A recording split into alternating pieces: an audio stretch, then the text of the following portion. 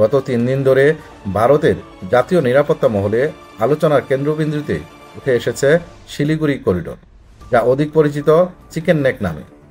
অঞ্চলটি ঘিরে শুরু হয়েছে সামরিক তৎপরতা, রাজনৈতিক সমালোচনা ও কড়া নিরাপত্তা ব্যবস্থা। সামরিক প্রস্তুতি। পশ্চিমবঙ্গের তিস্তা নদীর তীরবর্তী এলাকায় ভারতীয় সেনাবাহিনী পরিচালনা করছে একটি পূর্ণাঙ্গ যুদ্ধকালীন মহড়া। তিস্তা প্রহার নামে পরিচিত এই মহড়া অনুষ্ঠিত হয় 8ই মে থেকে 10ই মে। এতে ব্যবহার করা হয় artillery tank, helicopter, surface to air missile ও অত্যাধুনিক ড্রোন। সেনাবাহিনী জানিয়েছে, এই মহড়াকে রুটিন হিসেবে দেখা যাবে না।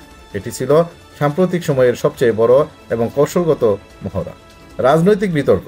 চিকেন স্ন্যাক ইস্যুতে সরব হয়েছে আসামের মুখ্যমন্ত্রী হেমন্ত বিশ্ব শর্মা। এক সাংবাদিক সম্মেলনে তিনি প্রাক্তন প্রধানমন্ত্রী ইন্দিরা গান্ধীর তীব্র সমালোচনা করে বলেন, ইন্দিরা গান্ধী যদি বেঁচে থাকতেন তাহলে তাকে জিজ্ঞাসা করতাম কেন 1971 সালের যুদ্ধের বিজয়ের পরও বাংলাদেশ থেকে আরও 100 কিলোমিটার এলাকা ভারতের সঙ্গে যুক্ত করা হয়নি। তিনি প্রশ্ন তুলেন, কেন ভারতের পূর্বাঞ্চলে একটি শক্তিশালী করিডোর তৈরি হয়নি। এমনকি তিনি ইঙ্গিত করেন, বাংলাদেশের সঙ্গে ইসলামী রাষ্ট্র গঠনের সুযোগ তখন ইন্দিরা গান্ধী কেন দিলেন।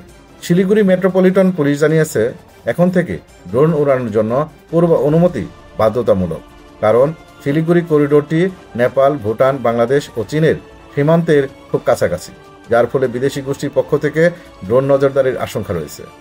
এই নিষেধাজ্ঞা শুধু শিলিগুড়ি নয়, দার্জিলিং, মালদহ, উত্তর দিনাজপুর ও দক্ষিণ দিনাজপুরে জারি হয়েছে। কিছু এলাকায় ড্রোন সম্পূর্ণ নিষিদ্ধ ঘোষণা করা হয়েছে।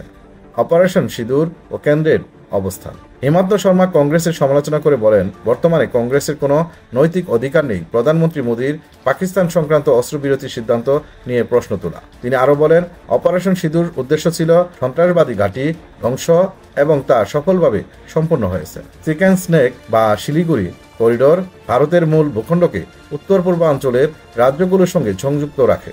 এটি একটি কৌশলগত জীবনরেখা যার উপর নির্ভরশীল ভারতের সামরিক ও বাণিজ্যিক প্রবাহ। চিকেন স্নেককে ঘিরে যে রাজনৈতিক উত্তেজনা এবং সামরিক প্রস্তুতি চলছে তা নিঃসন্দেহে আগামী দিনে ভারত বাংলাদেশ সীমান্ত এবং পূর্বাঞ্চলীয় কৌশলগত নীতিতে বড় পরিবর্তনের ইঙ্গিত দিচ্ছে। ভবিষ্যতে এই উত্তেজনা শান্তিতে রূপ নেয় কিনা সেটি এখন দেখার বিষয়।